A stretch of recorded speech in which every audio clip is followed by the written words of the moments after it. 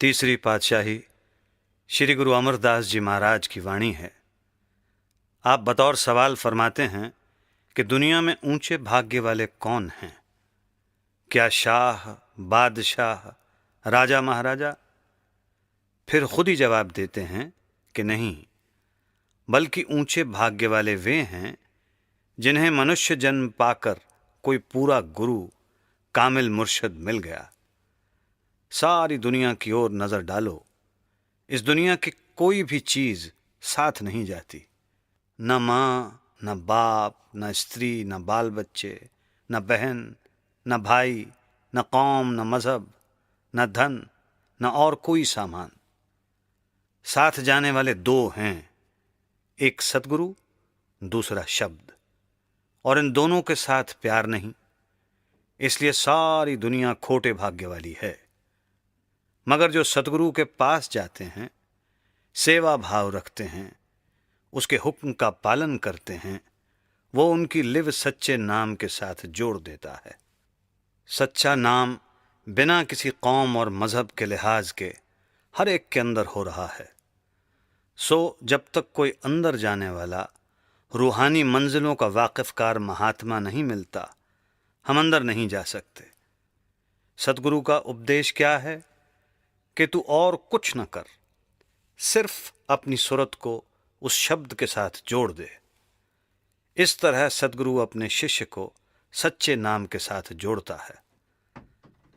अब सवाल पैदा हुआ कि दुनिया में अनेक मजहब हैं और हर एक मजहब अपने अपने लफ्ज़ों को सच्चा नाम समझे बैठा है।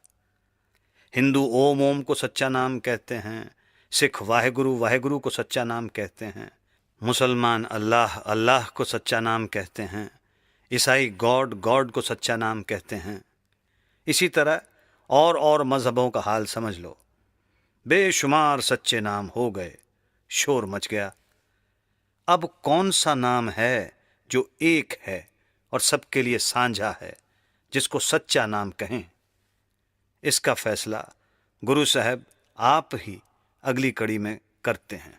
सुनो।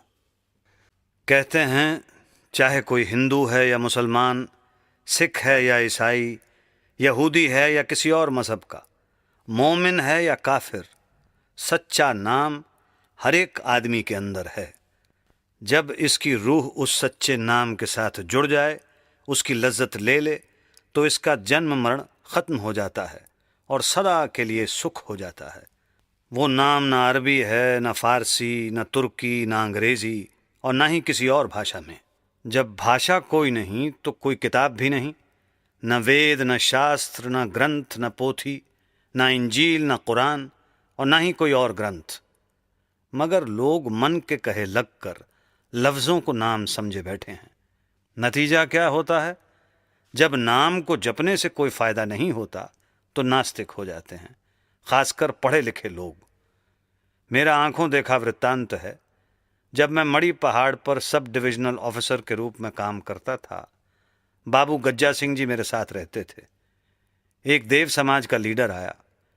क्योंकि वे परमात्मा को नहीं मानते, इसलिए उसको वहाँ ना हिंदू अपने पास रहने देते थे, न मुसलमान रहने देते थे। बड़ा दुखी हुआ। बाबू गज्जा सिंह जी को पता लगा। वे मेरे पास आए और कहा कि एक देव समाजी आया है, उसको लोग रहने नहीं देते।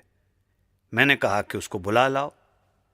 वहाँ एक असिस्टेंट मेडिकल अफसर था जो मेस्मरिज्म यानी वशीकरण विद्या के जरिए इलाज करता था। वो देव समाजी उसके पास इलाज करवाने के लिए आया था। सो जब वो मेरे पास आया, मैंने कहा, तुझे क्या चाहिए? कहता है, जी एक कुर्सी, मेज और बरामदा। मैंने कहा, कुछ और भी चाहिए? कहता है, जी नहीं। उसको वे चीज़ें दे दी गईं। बातचीत से पता लगा कि वो काठियावाड़ का बड़ा भारी पंडित है। परमार्थी ख्याल था। तलाश में निकला, लेकिन परमात्मा नहीं मिला। कहीं देव समाजियों के यहाँ आ गया। उन्होंने साबित कर दिया कि परमात्मा है ही नहीं। हमारे देव भगवान गुरु को, जो खोजियों में अपनी मिसाल आप हैं, ना मिला, ना और किसी को मिलेगा। मैं तो दौरे पर जाता रहता था। मेरे पीछे बाबू गज्जा सिंह जी सत्संग करते थे और वह सत्संग में आया करता था। कितने समय सत्संग सुनता रहा। आखिर एक दिन कहता है कि मुझे नाम दे दो। मैंने अभी इस बात का कोई जवाब नहीं दिया, बल्कि कई दिन इसी तरह खामोशी से गुजार दिए। एक दिन कहता है, जी आप मजदूरों को क्या दिहाड़ी देते हो? मैंने कहा 4 आने। कहता है, मैं 3 आने ले लूँगा, मुझे मजदूरों में शामिल कर लो। उसी समय वो बीमार हो गया। मैं उसे मजदूरों में शामिल तो क्या करता, कह दिया कि जब ठीक हो जाओगे तब नाम दे देंगे। आखिर वो बिना नाम लिए ही चला गया। कुछ समय बाद मुझे सोलन से उसकी चिट्ठी आई। लिखता है, मुझे उम्मीद नहीं कि मेरी चिट्ठी पहुंचे। खैर, मैं अब परमात्मा को मानता हूं, पता नहीं कि मेरी संभाल करेगा या नहीं। मैंने लिखा, वो सबके अंदर है, तेरे अंदर भी है और तेरी संभाल भी करेगा। वो सच्चा नाम है। सच्चा नाम लफ्ज नहीं, ना ही वहां किसी मजहब या जबान का लिहाज है। हिंदू होकर अंदर जाओ, मुसलमान होकर जाओ, किसी और मजहब के होकर जाओ, परमेश्वर ने जो नाम अंदर रखा हुआ है सबके लिए एक ही है। उसी की महिमा वेद शास्त्र, ग्रंथ पोथियां और अन्य मजहबी किताबें करती हैं। उसी की महिमा संत महात्मा करते हैं। उसको नाम कह लो, कलमा कह लो, बांगे आसमानी या कलाम इलाही कह लो, मतलब कि उसका कोई भी नाम रख लो। वेद उसको नाद कहते हैं, ऋषि मुनि आकाशवाणी कहते हैं और हम शब्द कहते हैं। वो शांति और सुख देने वाला है, जर्रे जर्रे में मौजूद है। कोई शब्द भेदी गुरु मिल जाए, हम कमाई करके अंदर चढ़ जाएं, बस इतना ही काम है।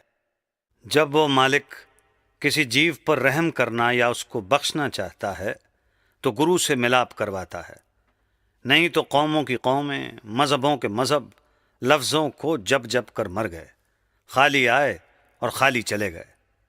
नाम लफ्ज़ नहीं, वो लिखने पढ़ने बोलने में नहीं आता। जब नाम की कमाई करोगे पर्दा खुल जाएगा और सच्चा नाम अंदर प्रकट हो जाएगा। कहते हैं, जब मालिक यानी नाम या इसमें आज़म अंदर बस जाए तो शांति आ जाती है। इसी तरह इसके अंदर अमृत बरसता है। जब ये उसको पीता है, काम क्रोध आदि वश में आ जाते हैं, मन इंद्रियां काबू में आ जाती हैं। वो गाने बजाने वाला शब्द नहीं, ना ही वो लिखने पढ़ने बोलने में आता है। इसी भेद को एक मुसलमान फ़कीर इस तरह प्रकट करते हैं, इस्म रा ख्वानी मुसम्मा रा बिजू, बेमुसम्मा इस्म कै बाशद निकू। ये सारी उम्र इस्म यानी वर्णात्मक नाम को जप जप कर मर गया, खाली आया और खाली ही चला गया। जब तक मुसम्मा यानी नामी या धुनात्मक नाम न मिले, नाम का कोई फायदा नहीं। कहते हैं, अगर मालिक कृपा करे, गुरु मिल जाए, वो शब्द का भेद दे दे, तो भी लोग नाम लेकर रख छोड़ते हैं, कमाई नहीं करते। उनके मन मैले हैं, अंतःकरण में दुनिया की मैल भरी पड़ी है। नाम तो ले लिया, मगर इस तरह जिस तरह कोई रोगी दवाई लाकर आले में रख छोड़े और खाए नहीं। जब तक दवा खाई ना जाए उसका असर नहीं होता। जिस तरह मालिक की कृपा के बिना पूरा गुरु नहीं मिलता और वो नाम नहीं देता, इसी तरह परमात्मा की बड़ी दया, अति रहमत हो तो जीव नाम की तरफ आता है, यानी नाम की कमाई करता है। ये ठीक है कि जीते जी मरना आसान नहीं, मगर बिना मरे यानी नाम की कमाई किए बिना बनता भी कुछ नहीं। अगर ये कमाई करे तो काम क्रोध हौमे ममता आशा तृष्णा, मतलब कि इसके अंदर जो जो बुराइयां हैं सब जल जाएं। अब नाम है या रूह है या परमात्मा। जब नाम की लज्जत आ गई तब न लोभ है, न लालच है, न मोह, न अहंकार, न चोरी है, न ठगी। कहते हैं, अगर नाम की लज्जत आ जाए तो ये जीते जी ही मुक्त हो जाता है। फिर ये नाम की मस्ती में मस्त रहता है, ना किसी के साथ कोई झगड़ा, ना किसी के साथ फसाद। लेकिन वो इन मस्तानों की तरह मूर्ख नहीं होता, बल्कि ज्यों ज्यों कमाई करता है त्यों त्यों बुद्धिमान यानी सेंसिबल होता जाता है। फिर एक सत्संगी ने पूछा, हुजूर कामकाज उसी तरह चलेंगे या महाराज जी ने फरमाया, हाँ, बल्कि पहले से भी अच्छी तरह। जो घर बार छोड़कर फिरते हैं वे घर का काम संभालने से तो रहे, बाहर भी जहां तहां खाते फिरते हैं। किसी का चोरी का, किसी का डाके का, किसी का कैसा, किसी का कैसा। क्या वो खाकर भजन बनेगा? कभी नहीं। सो बहादुर वो है जो दीन और दुनिया दोनों को जीत गया, यानी जिसने मेहनत मजदूरी करते हुए नाम की कमाई कर ली। वरना जो कुछ भी कोई देता है वो कोई ना कोई ख्याल रख कर ही देता है। यहां तक कि औरतें लड़कियों के सिर पर से वार कर देती हैं। फिर एक सत्संगी ने पूछा, हुजूर, जो हम हमेशा लंगर से खाते हैं, क्या हमें भी देना पड़ेगा? महाराज जी ने फरमाया, कर्जा उतरता है सेवा से, नाम की कमाई से। सुबह शाम दोनों वक्त भजन करो, नहीं तो ऊंट बनोगे या सांड या कोई और बोझा ढोने वाला जानवर। इसमें कोई लिहाज नहीं, सोच लो। जब अंदर पर्दा खुल गया, रूह रूहानी मंडलों पर चली गई, मुक्ति हो गई। ज्यों ज्यों ये ऊपर जाता है त्यों त्यों अक्लमंद होता जाता है, ना कि इन मस्तानों की तरह बेअकल। जिस तरह मजनू लैला का आशिक था। लैला बादशाह की लड़की थी।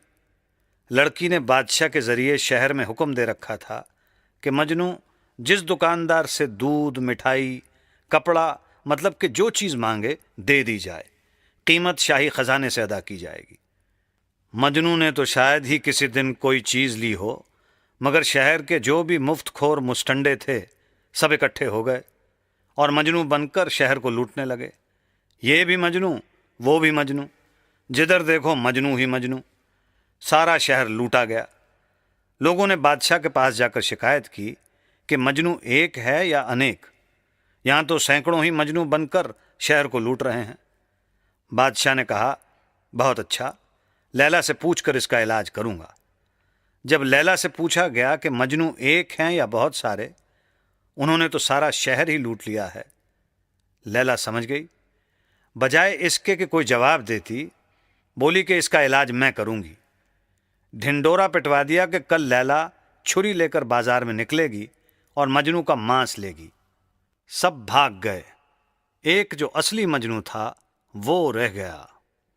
अब कहते हैं कि ज्यों ज्यों मनुष्य कमाई करेगा, इसे समझ आएगी, प्रेम और प्यार आएगा। सबको प्यार से देखेगा और कहेगा, जो मेरे अंदर है वही सबके अंदर है। तब उसको सब में एक ही दिखाई देता है। इसका नाम एकरंगी यानी मुक्ति है। अब श्री गुरु अमरदास जी कहते हैं कि जब तक रूहानी मंडलों पर जाने वाला कामिल मुर्शद न मिले, आदमी अंधा आया और अंधा चला गया। 9 दरवाज़ों में घोर अंधेरा है। जब तक ये 9 दरवाज़ों में बैठा है, इसको कुछ नहीं मिलता। मगर जब कामिल मुर्शद या पूरे गुरु के पास गया, उसने कहा कि तेरे अंदर शब्द है, जब तू शब्द की कमाई करेगा मुक्त हो जाएगा। अगर ये उससे शब्द का भेद लेकर कमाई न करे तो मुक्ति वुक्ति कोई नहीं। बड़े बड़े गुणी ज्ञानी बिना शब्द के अहंकार में फिरते रहते हैं। जब मैं सिकंदरपुर में था, वहाँ के मुसलमान रात को मेरे पास आकर बैठ जाते थे। एक दिन मैंने कहा कि तुम्हारे में कोई मुसलमान भी है? कहने लगे, आपको हम क्या दिखाई देते हैं? मैंने कहा, मुझे आप आदमी दिखाई देते हो, बंदे दिखाई देते हो, अलबत्ता आप मुसलमान किसको कहते हो? कहने लगे, जिसके पास कलमा हो। मैंने कहा, ठीक, मगर कौन सा कलमा हो? कहते हैं कलमे 2 हैं। मैंने कहा, नहीं। कहते हैं फिर? मैंने कहा, आप कलमा किसको कहते हो? कहते हैं ला इलाहा इल्ला अल्लाह। मैंने कहा, कुरान शरीफ में तो कलमे की तारीफ में कथन है कि कलमे वाले के नज़दीक शैतान नहीं आता, लेकिन आपके कई भाई रोज़ अदालतों में जाकर झूठी गवाही देते हैं। कहने लगे, फिर आप बताओ। मैंने कहा, वो कलमा लफ्ज़ नहीं बल्कि ताकत है जो ज़र्रे ज़र्रे में मौजूद है और उसका भेद कामिल मुर्शिद से मिलता है। अगर कोई सारा दिन जलेबी जलेबी या मिश्री मिश्री कहता रहे तो ना उसका मुंह मीठा होता है और ना ही पेट भरता है। अगर सारी उम्र वाहे गुरु कहते रहें, क्या वाहे गुरु मिलेगा? कोई नहीं। नाम और चीज है और नामी कुछ और चीज। यही तो भेद है। यही सभी संत, मुसलमान, फकीर, यही गुरु नानक देव जी कहते हैं। शिष्य पढ़ते तो हैं, लेकिन क्योंकि समझना मुश्किल है इसलिए नहीं मानते। जब तक कामिल मुर्शिद या पूरा गुरु नहीं मिलता, तब तक अंदर जाने का रास्ता भी नहीं मिलता। कामिल मुर्शिद कहता है कि तेरे अंदर नाम है। अगर नाम न मिला तो अंधे आए और अंधे चले गए। बिना मुर्शिद नाम नहीं मिलता और बिना नाम मुक्ति नहीं होती। देशों के देश, कौमों की कौमें नाम से खाली पड़े हैं। वे लफ्ज़ों को नाम कहते हैं, उनको लफ्ज़ी नाम के जपने का अहंकार है। लफ्ज़ नाम नहीं। जब तक अंदर नाम की लज्जत नहीं आती, नाम जपने का कोई फायदा नहीं। कहते हैं, जिनका अंदर पर्दा खुल गया, जो शब्द के रंग में रंगे गए, वे प्रेमी हैं। वे चाहे हिंदू हैं, चाहे मुसलमान, चाहे किसी अन्य कौम या मज़हब के, उन्होंने मनुष्य जन्म से फ़ायदा उठा लिया। यही शम्स तबरेज़ मौलाना रूम की ज़बानी फरमाते हैं, बांगे अजब अज आसमां दरमी रसद हर सायते। वो कलमा, वो बांगे इलाही हर घड़ी आसमान से आ रही है। मी नशनवद आ बांग रा इल्ला कै साहिब दौलते। मैं उस बांग को सुनता हूँ और कोई भाग्यशाली सुनता है। फिर कहते हैं, ए सरफरो बुरदा तुखर जी आबो सब्जा पस मुचर यक लहजा दर बाला निगर ताबूक बीनी आयते। तू गधे की तरह पेट भरकर सोया रहता है, थोड़ा खा, रात को जाग और ऊपर देख, तेरे अंदर बांग आ रही है। फिर कहते हैं, बेचारा गोशे मुश्तरक गर नशनवद बांगे फलक। बेचारा जाने बेमज़ा कज हक नदारद राहते। जो कान आसमानी कलमे को नहीं सुनते, वे काट देने के काबिल हैं। वो जान जान कहलाने की हकदार नहीं जिसने मालिक से आराम ना पाया हो। यानी जिस रूह को अंदर नाम की लज्जत नहीं आई, वो रूह भी किसी काम की नहीं। फिर कहते हैं, आखिर चह बाशद गर शबे अज जां बरारी या रबे। कितना अच्छा हो तू रात को जागे और नाम की धुन को सुने। बेरू जही अज गोरतन अंदर रवि दर साख्ते। दोनों आंखों तक कब्र है। जब तू इस कब्र से ऊपर जाएगा तो तुझे वो शब्द मिलेगा। जब तक तू ऊपर नहीं जाता, कलमा कहो या शब्द, वो नहीं मिलता। आखिर में फरमाते हैं, अज जां बरारी यक सरे एमन जिशम शीरे अजल बांगे दराई का अंदरो नबुवत खिजारा गारते। जब तू ऊपर जाएगा तुझे वो शरीर मिलेगा जिसको मौत की तलवार भी नहीं काट सकती। मतलब ये है कि फ़कीर हौका दे देकर चले गए मगर सुनता कोई नहीं। सो जो इस नाम के रंग में रंगे गए, उनकी मुक्ति हो गई। वे सच्चे प्रेमी हैं। वे मनुष्य जन्म से फ़ायदा उठा गए। कहते हैं, वो परमात्मा सारी दुनिया को पैदा करता है। अपने अपने कर्मों के अनुसार कोई सुखी है, कोई दुखी, कोई अमीर है, कोई गरीब, कोई कैसा, कोई कैसा। इस दुनिया में अच्छा कौन है? जो ताल्लुक़ में रहता हुआ ला ताल्लुक़ है। भाव ये है कि दुनिया में रहता हुआ दुनिया से न्यारा रहे। कमल का फूल पानी में रहता है, जब बाहर निकालो तो सूखे का सूखा। इसी तरह जो कामिल फ़कीर हैं, वे बेटे बेटियों वाले भी हैं, धन दौलत भी है, कारोबार भी करते हैं, लेकिन अगर उनका सारा परिवार बर्बाद हो जाए या धन दौलत जाती रहे, उनके चेहरे पर शिकन तक नहीं पड़ती। जो गुरमुख बन गए, मोमिन यानी आस्तिक बन गए, वे अपनी ज़िंदगी बड़ी अच्छी तरह गुजार कर चले गए। वे जो हुक्म, जो रज़ा में रहते हैं। जिस तरह जो मक्खी शहद से भरे बर्तन के बीच में आ बैठी, उसने शहद भी ना खाया और मर भी गई, और जो किनारे पर आ बैठी, उसने शहद भी खा लिया और उड़ भी गई। गुरमुख या मोमिन दूसरी किस्म की मक्खी की मिसाल हैं। वे सीधे परमात्मा की दरगाह में जाएंगे, चाहे कोई हिंदू है, मुसलमान है, सिख है या यहूदी है या किसी और मज़हब का। जिसके पास कलमा नहीं, नाम नहीं, वो अंदर नहीं जा सकता। नाम सबके लिए एक ही है और सबके अंदर है। गुरमुख नाम की कमाई करके मुक्ति हासिल कर गए और मनमुख अपने गुनाहों की गठरी बांध कर साथ ले गए। अब शिष्य सवाल करता है कि गुरमुख और मनमुख की पहचान क्या है, काफिर और मोमिन की पहचान क्या है। गुरु साहब जवाब देते हैं कि जिसके पास कलमा नहीं वो काफिर है और जिसने अंदर उसकी लज्जत ले ली वो मोमिन है। अब इस तराजू से तोलो तो मोमिन कहीं कहीं मिलेगा, नहीं तो सब काफिर हैं। अगर इनको काफिर कहते हैं तो ये बुरा मानते हैं, लेकिन महात्मा लिहाज नहीं करते, वे सच कह देते हैं। जिसको परमात्मा का डर नहीं, उसके अंदर परमात्मा का प्यार कैसे आ सकता है। इसी तरह जिसको गुरु का डर है, उसको गुरु से प्रेम भी है। जिसको डर नहीं, उसको प्रेम भी नहीं। जिन्हें परमात्मा का डर नहीं, गुरु से प्रेम नहीं, क्या उनको नाम की लज्जत आएगी? कहते हैं कभी नहीं। फिर वे मरकर कहाँ जाएंगे? फरिश्ते कहो या यमदूत उन्हें पकड़कर धर्मराज के पास ले जाएंगे। वहां उनका हिसाब देखा जाता है और उसके मुताबिक नरक, स्वर्ग या 84 वगैरह में डाला जाता है। सबको वहां जाना पड़ता है। जिसको गुरु का डर नहीं, प्रेम नहीं, उसका हुक्म नहीं मानता, उसकी रूह को कौन निकालेगा? यमदूत। और इसको हिसाब देना पड़ेगा। अब शिष्य पूछता है कि यमदूत या फरिश्ते सभी के प्राण निकालते हैं, उनको कोई मार नहीं सकता। रूह उनके डर से थर थर कांपती है, क्या उनसे बचने का कोई रास्ता है? गुरु अमरदास जी कहते हैं हाँ है। ये किसी कामिल मुर्शद के पास जाए, उससे नाम लेकर कमाई करे, फिर इसकी मौत के समय गुरु आएगा और साथ ले जाएगा। अगर नाम लेकर रख छोड़ो, फिर उसकी मौज है, आए या ना आए, हमारा कोई हक नहीं। ये फकीरों की फिलॉसफी है। ना यहाँ किसी कौम का लिहाज है, न जाति का। गुरु ने शब्द का मार्ग बताया है। जो उसकी कमाई करता है, उसकी मौत के समय यमदूत नहीं आते।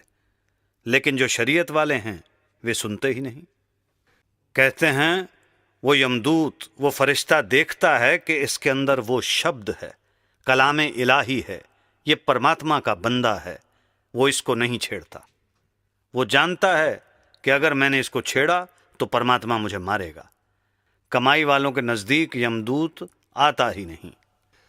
अब शिष्य फिर गुरु से, मुर्शद से पूछता है कि परमात्मा ने यमदूत क्यों बनाए हैं जो कि लोगों को दुख देते हैं। गुरु साहब जवाब देते हैं कि सोच समझ कर ही बनाए हैं, यूं ही नहीं बनाए। जिस तरह अगर बदमाशों को हथकड़ियां लगानी हों तो वहां साधु नहीं जाएगा, पुलिस जाएगी। यमदूत परमात्मा की पुलिस है। जो पाप करते हैं वे उनको पकड़ कर ले जाते हैं और धर्मराज के आगे पेश कर देते हैं। यमदूत हुक्म के बंदे हैं, उनका कोई कसूर नहीं। फरिश्ते कहो या यमदूत, वे हुक्म के बंदे हैं। जिनके पास नाम नहीं होता वे उनके प्राण निकालते हैं, और जो नाम वाले हैं उनके पास सतगुरु आता है। अब मनमुखों का हाल कहकर, यानी काफिरों का हाल कहकर, मोमिनों यानी गुरमुखों की ओर आते हैं। परमात्मा ने अगर कोई नेक बंदे बनाए हैं तो वे गुरमुख हैं। एक नेक आता है, हजारों को नेक बना जाता है। एक गुरमुख आता है, लाखों को गुरमुख बना जाता है। कहते हैं मुक्ति, खुशी और शांति नाम में है। जो गुरमुख हैं वे अंदर रूहानी मंडलों पर जाते हैं और कलमे या नाम की लज्जत को महसूस करते हैं। जो अंदर ही नहीं चढ़े, उनको नाम की लज्जत कहाँ? वे खाली आए और खाली चले गए। उनको समझ ही नहीं कि नाम क्या चीज़ है। वे लफ्ज़ों में ही झगड़ते रहे। अगर परमात्मा को किसी ने पहचाना है तो गुरमुखों या मोमिनों ने। बाकी अंधे आए और अंधे चले गए। कहते हैं ये कानून, ये इंतज़ाम आज का नहीं बल्कि करोड़ों युगों से चला आ रहा है। जिसने गुरु से मिलकर नाम की कमाई की, उसको नाम की लज्जत आ गई, वो गुरमुख बन गया। ये नेचुरल साइंस यानी कुदरती या रब्बी ज्ञान है किसी आदमी का बनाया हुआ नहीं, बल्कि परमात्मा का बनाया हुआ है। यहां शरीयतों का ताल्लुक नहीं, यहां तरीकत, मार्फत और हकीकत है। कहते हैं जब ये पर्दा खोलकर गुरमुख या मोमिन बन गया, फिर जन्म मरण में नहीं आता। अब सवाल पैदा हुआ, फिर ये जाता कहां है? जिस तरह बूंद समुद्र में मिलकर समुद्र हो जाती है, इसी तरह आत्मा परमात्मा में मिलकर परमात्मा हो जाती है। अगर अंदर ना गया, नाम की लज्जत ना ली, तो जन्म मरण समाप्त नहीं होता, बल्कि ज्यों का त्यों रहता है। अब शिष्य सवाल करता है कि क्या शब्द का अर्थ आवाज से है, या जो हम लिखते पढ़ते हैं, गाते बजाते हैं, बातचीत करते हैं, क्या ये शब्द है? गुरु साहब जवाब देते हैं कि नहीं, शब्द सारे संसार के लिए साझा और एक है। वो अगम है, अगोचर है, बेपरवाह है, वाहिदुल्ला शरीक है, खुद खुदा है। जो किसी पूर्ण महात्मा से मार्ग लेकर उसकी कमाई करता है, वो गुरमुख है, वो मोमिन है, बाकी सब काफिर हैं। कहते हैं युगों युगों से एक ही कायदा चला आ रहा है। हम ना उसे बढ़ा सकते हैं, ना घटा सकते हैं, और ना ही बदल सकते हैं। जिस नाम की कमाई करनी है, वो लिखने, पढ़ने और बोलने में नहीं आता। वो कुल दुनिया का एक ही है, सबके अंदर है, बल्कि जर्रे जर्रे में मौजूद है। वो पावर यानी शक्ति है।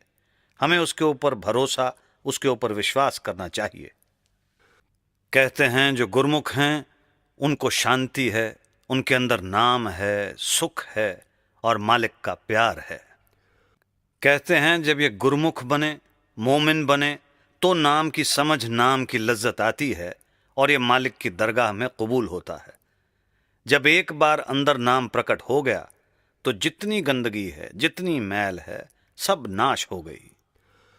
अगर ये मनुष्य जन्म पाकर किसी मुर्शद से मिले, उससे राह लेकर कमाई करे, पर्दा खोले, तो गुरमुख बन जाए। कहते हैं फिर ये न जन्म लेता है और न मरता है। इसके विपरीत जिन्होंने पर्दा नहीं खोला, वे जन्म लेते हैं और मरते हैं। यही शम्स तबरेज कहते हैं, सद हजारा बार रफ्तेम आमदेम ई जाए बाज, जाके है हस्त ई कारखाना आमदम रफ्तन बसाज। कि मैं सैकड़ों हजारों बार यहाँ आया और गया। ये कारखाना यानी संसार आने और जाने के लिए बनाया गया है। इसी तरह और कई फ़कीर कहते हैं, जिन्होंने नहीं कहा उनका ख्याल इस तरह है, जिस तरह कोई भला आदमी जिसे चोरी नहीं करनी, कोई और गुनाह नहीं करना, कह सकता है कि कोई पुलिस नहीं है। जहां हजरत मोहम्मद ने कहा है कि जिसके पास कलमा है उसके नज़दीक शैतान नहीं आता, वहां इस ला इलाहा इल्ला अल्लाह कलमे से मतलब नहीं, बल्कि वहां मतलब बांगे आसमानी से है। वो कलमा पढ़ना नहीं, सुनना है। जो सुनता है वो जन्म मरण में नहीं आता। मौलाना रूम हजरत मोहम्मद के ख्याल को अपनी मसनवी में यूं लिखते हैं, गुफ्त पैगंबर के आवाज़े खुदा, मीर सद्दर गोश मन हम चूं सदा। कि उस कलमे की आवाज़ मेरे कानों में हर वक्त आ रही है।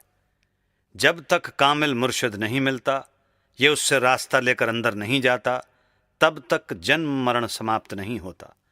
अगर पूरा गुरु मिल गया, अंदर पर्दा खुल गया, फिर जन्म मरण की ज़रूरत नहीं।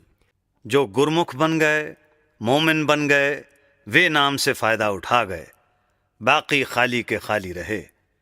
वे हर वक्त शराबे हकीकी, आबे हयात या नाम में मस्त रहते हैं। वे दुनिया से फ़ायदा उठा गए, उनका दुनिया में आना मुबारक है। अब शिष्य सवाल करता है कि परमात्मा के दरबार में कौन पहुंचता है? हिंदू पहुंचता है, मुसलमान पहुंचता है, सिख या ईसाई या किसी अन्य मज़हब का? गुरु साहब जवाब देते हैं कि वहाँ लिहाज नहीं। परमात्मा का कानून यानी उससे मिलने का तरीक़ा सारी दुनिया के लिए एक ही है। हमारी शरीयतें अलग अलग हैं। फिर उसके दरबार में पहुंचता कौन है? जिसके अंदर नाम है, कलमा है, जो उस सच्ची बाणी, उस कलाम इलाही को सुनता है, दूसरा कोई नहीं। कहते हैं जो गुरमुख हैं वे सोते जागते, उठते बैठते परमात्मा की ओर ध्यान रखते हैं। वे कहाँ जाएंगे? सहज समाधि में। सहज समाधि कहाँ जाकर मिलती है? चौथे लोक, मकाम हक में। कहते हैं पहले तो दुनिया में कामिल मुर्शद नहीं मिलता, यानी पूरे गुरु बड़े बिरले हैं। अगर भाग्य से मिल जाए और वो अंदर जाने की राह बता दे, फिर आगा पीछा न देखो, नाम की कमाई में दिन रात एक कर दो। फिर फरमाते हैं वो हमारा परमेश्वर शहंशाह निर्मल है, जो उसके साथ प्यार करेगा वो भी निर्मल हो जाएगा। वो निर्वैर है, जो उसके साथ प्यार करेगा निर्वैर हो जाएगा। वो पाक है, जब हम उसके साथ प्यार करेंगे तो हम भी पाक हो जाएंगे। सीधा हिसाब है। कहते हैं वो परमात्मा, वो गुणों का मालिक सबके अंदर है, कोई घट उससे खाली नहीं है, लेकिन आंखों के पीछे पर्दा लगाकर सबको बाहर निकाला हुआ है। ये सारी उम्र बाहर ही बाहर रहे, अंदर नहीं गए। अंधे और बहरे आए और अंधे और बहरे ही चले गए। जो आंखों से ऊपर रूहानी मंजिलों पर चढ़े, उन्होंने कुछ हद तक समझा कि वो गुणों का दाता मालिक सबके अंदर है। आम लोग चाहे माने या ना माने, जब कोई कामिल फकीर मिले और ये उनसे राह लेकर प्रेम प्यार से अंदर चढ़े, तो ये परमात्मा की हिदायत, परमात्मा के भेद को समझता है, नहीं तो नहीं। फरमाते हैं नाम बेपरवाह है, नाम खुद खुदा है। जिन्होंने नाम की कमाई की वे फायदा उठा गए, बाकी सब घाटे में चले गए।